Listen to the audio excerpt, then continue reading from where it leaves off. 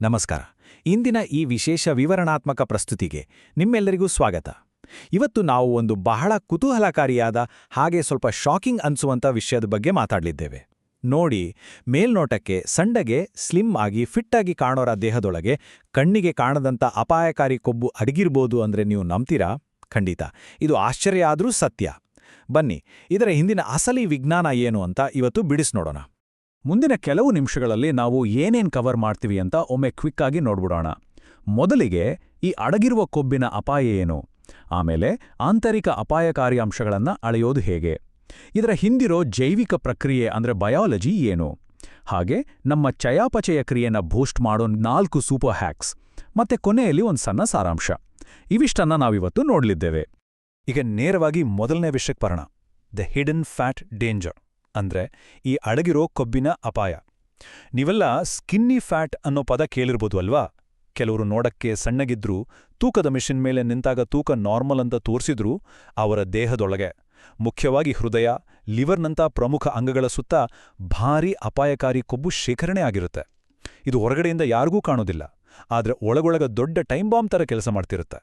ನಾವೆಲ್ಲ ಸಾಮಾನ್ಯವಾಗಿ ನಮ್ಮ BMI ಅಂದ್ರೆ ಬಾಡಿ ಮಾಸ್ ಇಂಡೆಕ್ಸ್ ನಾರ್ಮಲ್ ಇದೆ, ಹಾಗಾಗಿ ನಾವೇ ಸೇಫ್ ಅಂತ ಅನ್ಕೊಳ್ತೀವಿ ಅಲ್ವಾ? ಆದ್ರೆ ಅದು ಎಷ್ಟು ಸುಳ್ಳು ಗೊತ್ತಾ? BMI ನಾರ್ಮಲ್ ಇದ್ರೂ ಹಾರ್ಟ್ ಅಟ್ಯಾಕ್ ಆಗೋ ಚಾನ್ಸಸ್ ಇರತ್ತೆ. ಮೂಲಲೇಖನದಲ್ಲಿ ವೈದ್ಯರೊಬ್ರು ಬಹಳ ತಮಾಷೆಯಾಗಿ ಹೇಳ್ತಾರೆ, ಕೆಲವರು BMI ಅಂದ್ರೆ ಬಿರಿಯಾನಿ ಮಾಸ್ ಇಂಡೆಕ್ಸ್ ಅಂತ ಅನ್ಕೊಂಡಿದ್ದಾರೆ ಅಂತ.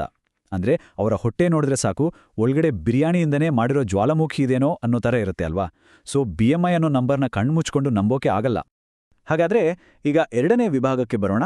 ಮೆಷರಿಂಗ್ ಇನ್ನರ್ ರಿಸ್ಕ್ ಫ್ಯಾಕ್ಟರ್ಸ್ ಅಂದ್ರೆ ನಮ್ಮ ದೇಹದೊಳಗೆ ಈ ಅಪಾಯಕಾರಿ ಕೊಬ್ಬು ಇದೆಯಾ ಇಲ್ವಾ ಅಂತ ನಾವೇ ಮನೆಯಲ್ಲೇ ಹೇಗೆ ಟೆಸ್ಟ್ ಮಾಡೋದು. ಇದಕ್ಕೆ ಲ್ಯಾಬ್ಗೆ ಹೋಗ್ಬೇಕಿಲ್ಲ, ಬಹಳ ಸಿಂಪಲ್ ಆಗಿರೋ ಪಕ್ಕಾ ರಿಸಲ್ಟ್ ಕೊಡೋ ಕೆಲವು ಅಳತೆಗೋಡುಗಳಿವೆ. ಬನ್ನಿ, ಅವು ಯಾವ್ಯಾವು ಅಂತ ನೋಡೋಣ. ಮೊದಲನೇ ಟೆಸ್ಟ್, ಕೇವಲ ಒಂದು ಟೇಪ್ ತಗೊಂಡು ನಮ್ಮ ಹೊಕ್ಕುಳಿನ ಸುತ್ತ ಅಳತೆ ಮಾಡೋದು. ಈ ನಂಬರ್ಸ್ನ ಸ್ವಲ್ಪ ಗಮನವಿಟ್ಟು ಕೇಳಿ. ಮಹಿಳೆಯರಲ್ಲಿ ಈ ಅಳತೆ 80 ಸೆಂಟಿಮೀಟರ್ಗಿಂತ ಹೆಚ್ಚಿದ್ರೆ, ಮತ್ತೆ ಪುರುಷರಲ್ಲಿ ಇದು 90 ಸೆಂಟಿಮೀಟರ್ಗಿಂತ ಹೆಚ್ಚಿದ್ರೆ ಹುಷಾರ್, ನಿಮ್ಮ ಒಳಾಂಗಗಳ ಸುತ್ತ ಅಪಾಯಕಾರಿ ಕೊಬ್ಬು ಜಮೆಯಾಗಿದೆ ಅಂತಾನೆ ಅರ್ಥ. ಇದು ನಮಗೆ ನಾವೇ ಮಾಡ್ಕೋಬೋದಾದ ಫಸ್ಟ್ ವಾರ್ನಿಂಗ್ ಟೆಸ್ಟ್. ಈಗ ಎರಡನೇ ಪರೀಕ್ಷೆ, ವೇಸ್ಟ್ ಟು ಹಿಪ್ ರೇಷಿಯೋ ಅಂದ್ರೆ ಸೊಂಟ ಮತ್ತೆ ನಿತಂಬದ ಸುತ್ತಳತೆಯ ಅನುಪಾತ.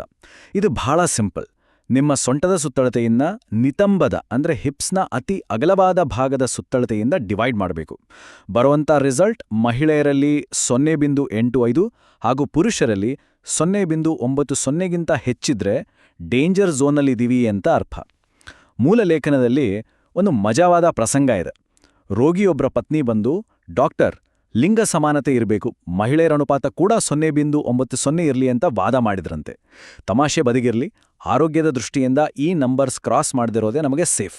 ಮೂರನೇ ವಿಭಾಗ, ದ ಬಯಾಲಜಿಕಲ್ ಮೆಕ್ಯಾನಿಸಮ್ ಅಂದ್ರೆ ನಮ್ಮ ದೇಹದೊಳಗೆ ಅಡಗಿರುವ ಈ ಹಠಮಾರಿ ಕೊಬ್ಬು ಕರಗೋದು ಹೇಗೆ, ಒಳಗಡೆ ಅಸಲಿಗೆ ಏನು ನಡೀತಾ ಇರುತ್ತೆ ಅನ್ನೋ ವಿಜ್ಞಾನನ ಈಗ ಸ್ವಲ್ಪ ಡೀಟೇಲ್ ಆಗಿ ಅರ್ಥ ಮಾಡ್ಕೊಳ್ಳೋಣ. ನೋಡಿ, ನಮ್ಮ ದೇಹದಲ್ಲಿ ಕೊಬ್ಬು ಕರಗೋ ಪ್ರಕ್ರಿಯೆ ಇದೆಯಲ್ಲ, ಅದು ಬಹಳ ಇಂಟ್ರೆಸ್ಟಿಂಗ್ ಆಗಿದೆ. ನಾವು ಊಟ ಕಮ್ಮಿ ಮಾಡಿದಾಗ ಅಥವಾ ವ್ಯಾಯಾಮ ಶುರು ಮಾಡಿದಾಗ ಮೊದಲು ನಮ್ಮ ನರಮಂಡಲ ಅಂದ್ರೆ ನರ್ವಸ್ ಸಿಸ್ಟಮ್ ಕೊಬ್ಬಿನ ಜೀವಕೋಶಗಳನ್ನು ಎಚ್ಚರಿಸುತ್ತೆ. ಆಗ ಲೈಪೇಸ್ ಅನ್ನೋ ಒಂದು ಸ್ಪೆಷಲ್ ಕಿಣ್ವ ಆಕ್ಟಿವ್ ಆಗಿ ಈ ದೊಡ್ಡ ಕೊಬ್ಬನ್ನ ಸಣ್ಣ ಸಣ್ಣ ಫ್ಯಾಟಿ ಆಸಿಡ್ಗಳಾಗಿ ಒಡೆದಾಗುತ್ತೆ. ಆಮೇಲೆ ನಮಗೆ ಶಕ್ತಿ ಕೊಡಕ್ಕೆ ಅಂತ ಈ ಫ್ಯಾಟಿ ಆಸಿಡ್ಗಳು ಜೀವಕೋಶಗಳಿಂದ ಹೊರಬರ್ತವೆ. ಕೊಬ್ಬು ಕರಗೋ ಅಸಲಿ ಕಥೆನೇ ಇದು. ಈಗ ಈ ಪ್ರಸ್ತುತಿಯ ಅತ್ಯಂತ ಕುತೂಹಲಕಾರಿ ಘಟ್ಟಕ್ಕೆ ಬಂದು ತಲುಪಿದ್ದೀವಿ. ವಿಭಾಗ 4, 4 ಹ್ಯಾಕ್ಸ್ ಫಾರ್ ಮೆಟಬಾಲಿಸಮ್. ನಮ್ಮ ಮೆಟಬಾಲಿಸಮ್ನ ಅಂದ್ರೆ ಚಯಾಪಚಯ ಕ್ರಿಯೆಯನ್ನ ಬೂಸ್ಟ್ ಮಾಡೋ 4 ಲೈಫ್ ಸ್ಟೈಲ್ ಹ್ಯಾಕ್ಸ್ ಇವು. ಈ ಟ್ರಿಕ್ಸ್ ನಮ್ಮ ನರಮಂಡಲವನ್ನ ಎಷ್ಟು ಪರ್ಫೆಕ್ಟ್ ಆಗಿ ರೆಡಿ ಮಾಡುತ್ತೆ ಅಂದ್ರೆ ನಾವು ಮಾಡೋ ಯಾವುದೇ ಡಯಟ್ ಅಥವಾ ವರ್ಕೌಟ್ನ ರಿಸಲ್ಟ್ ಡಬಲ್ ಆಗ್ಬಿಡುತ್ತೆ. ಮೊದಲನೇ ಹ್ಯಾಕ್ ಈ ಮ್ಯಾಜಿಕ್ ನಂಬರ್ 270ರಲ್ಲಿದೆ.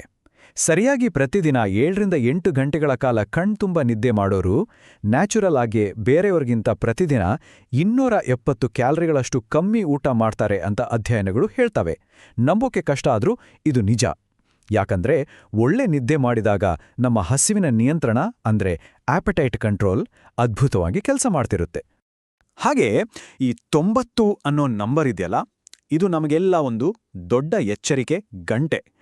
ಮಲಗುವ ಮುನ್ನ ಕತ್ಲಲ್ಲಿ ಮೊಬೈಲ್ ನೋಡ್ತೀವಲ್ಲ, ಆ ಸ್ಕ್ರೀನಿಂದ ಬರೋ ನೀಲಿ ಬೆಳಕು ನಮಗೆ ನಿದ್ದೆ ತರಿಸೋ ಮೆಲಟೋನಿನ್ ಅನ್ನೋ ಹಾರ್ಮೋನ್ ಉತ್ಪತ್ತಿಯನ್ನ ಬರೋಬ್ಬರಿ 90 ನಿಮಿಷಗಳ ಕಾಲ ಮುಂದೂಡುತ್ತೆ.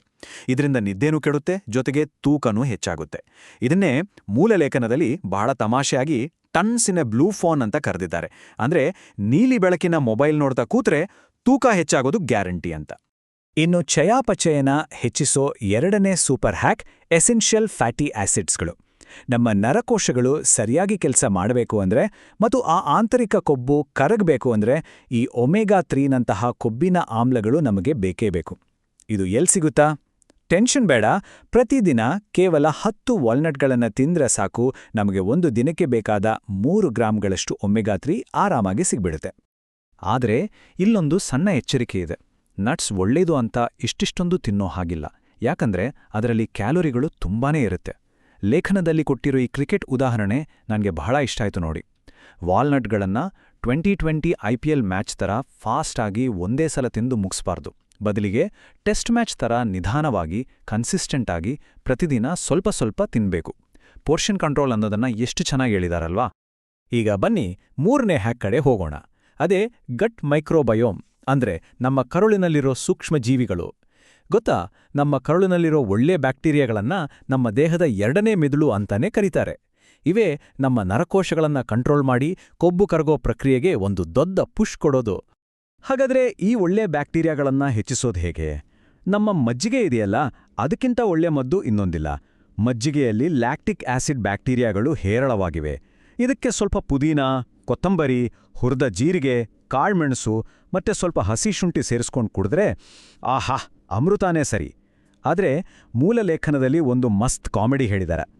ಈ ಮಜ್ಜಿಗೆ ಕುಡಿಯುವಾಗ ಕೆಲವರ ದಪ್ಪ ಮೀಸೆ ಫಿಲ್ಟರ್ ಥರ ಕೆಲಸ ಮಾಡಿ ಈ ಆರೋಗ್ಯಕರ ಪದಾರ್ಥಗಳನ್ನೆಲ್ಲ ಅಲ್ಲೇ ತಡೆದುಬಿಡಬಾರ್ದು ಅಂತ. ಸೊ ಸ್ವಲ್ಪ ಹುಷಾರಾಗಿ ಆ ಮಸಾಲೆಗಳ ಸಮೇತ ಮಜ್ಜಿಗೆನೇ ಎಂಜಾಯ್ ಮಾಡಿ. ಇನ್ನು ಕೊನೆಯದಾಗಿ 4ನೇ ಹ್ಯಾಕ್, ಇದು ನೇರವಾಗಿ ನಮ್ಮ ಥೈರಾಯ್ಡ್ ಗ್ರಂಥಿಗೆ ಸಂಬಂಧಿಸಿದ್ದು. ನಮ್ಮ ಮೆಟಬಾಲಿಸಮ್ ಫುಲ್ ಸ್ಪೀಡಲ್ಲಿರಬೇಕು ಅಂದರೆ ಸೆಲಿನಿಯಂ ಅನ್ನೋ ಖನಿಜಾಂಶ ಬಹಳ ಮುಖ್ಯ ಆಗುತ್ತೆ. ಪ್ರತಿದಿನ ನಮ್ಮ ದೇಹಕ್ಕೆ ಇದು ಎಷ್ಟು ಬೇಕೋ ಗೊತ್ತಾ? ಕೇವಲ 55 ಮೈಕ್ರೋಗ್ರಾಂಗಳು ಮಾತ್ರ. ಇಷ್ಟು ಸಣ್ಣ ಪ್ರಮಾಣವಾದರೂ ಇದರ ಕೆಲಸ ಮಾತ್ರ ಬೆಟ್ಟದಷ್ಟು. ಈ ಸೆಲೆನಿಯಂ ಬೇಕು ಅಂದ್ರೆ ದಿನಕ್ಕೆ 2-3 ಬ್ರೆಜಿಲ್ ನಟ್ಸ್ ತಿಂದ್ರೆ ಸಾಕು. ಆದ್ರೆ ನನಗೆ ನಟ್ಸ್ ಆಗ್ಬರಲ್ಲಪ್ಪ ಅನ್ನೋರ್ಗೆ ಇಲ್ಲಿ ಸಾಕಷ್ಟು ಬೇರೆ ಆಪ್ಷನ್ಸ್ ಇವೆ. ಮೀನಿನ ಮೊಟ್ಟೆ, ಹಾಲು, ಮೊಸರು, ಸೂರ್ಯಕಾಂತಿ ಬೀಜಗಳು ಮತ್ತೆ ಅಣಬೆ ಇವೆಲ್ಲವೂ ಸೆಲೆನಿಯಂನ ಸೂಪರ್ ಸೋರ್ಸ್ಗಳು. ಇದರಲ್ಲಿ ನಿಮಗೆ ಯಾವುದಿಷ್ಟನೋ ಅದನ್ನ ಆರಿಸ್ಕೊಳ್ಬೋದು. ಹಾಗೆ ಮಾತಾಡ್ತಾ ನಾವು ಈ ಪ್ರಸ್ತುತಿಯ ಕೊನೆ ಭಾಗ ಅಂದ್ರೆ ಸಮ್ಮರಿಗೆ ಬಂದ್ಬಿಟ್ವಿ. ಫೈನಲ್ ಆಗಿ ನಾವು ನೆನ್ಪಿಟ್ಕೊಳ್ಬೇಕಾದ್ದು ಇಷ್ಟೇ: BMI ಅನ್ನೋದು ಸುಳ್ಳು, ಅದನ್ನ ನಂಬೇಡಿ. ಟೇಪ್ ತಗೊಂಡು ಕರೆಕ್ಟಾಗಿ ನಿಮ್ಮ ಅಳತೆಗಳನ್ನು ಚೆಕ್ ಮಾಡ್ಕೊಳ್ಳಿ. ಹಾಗೆ ನಿಮ್ಮ ನರಮಂಡಲವನ್ನ ಸ್ಟ್ರಾಂಗ್ ಮಾಡಲು ನಾವು ಚರ್ಚೆ ಮಾಡಿದ ಆ 4 ಸೂಪರ್ ಹ್ಯಾಕ್ಸ್ಗಳನ್ನ ಫಾಲೋ ಮಾಡಿ. ಒಳಗಡೆ ಅಡಗಿರೋ ಕೊಬ್ಬನ್ನ ಕರಗಿಸೋಕೆ ಇದೊಂದೇ ದಾರಿ. ಈಗ ನಿಮ್ಮೆಲ್ಲರಿಗೂ ನಂದೊಂದು ಚಾಲೆಂಜಿಂಗ್ ಪ್ರಶ್ನೆ.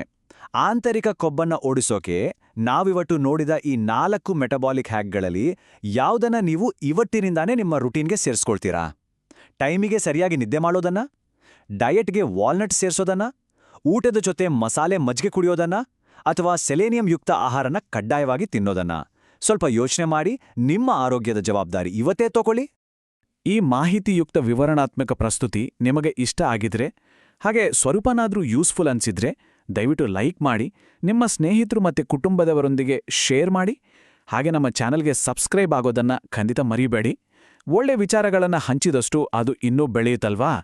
ಮುಂದಿನ ಬಾರಿ ಮತ್ತೊಂದು ಇಂಟ್ರೆಸ್ಟಿಂಗ್ ವಿಷಯದೊಂದಿಗೆ ಸಿಗೋಣ. ಅಲ್ಲಿಯವರೆಗೂ ನಮಸ್ಕಾರ.